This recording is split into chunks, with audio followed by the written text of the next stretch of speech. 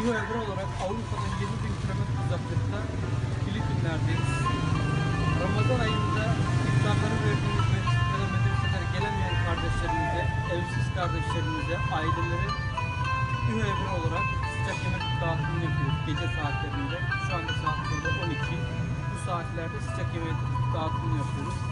Rabbim bu hayra ortak olanlardan vesilelerden razı olsun. Ramazan ayının bu rahmet şefkatini bu aylarda hissettiren değerli gönüldaşlarımızdan da Allah razı olsun inşallah. Rabbim hayırlarınızı daim eylesin. Selamünaleyküm.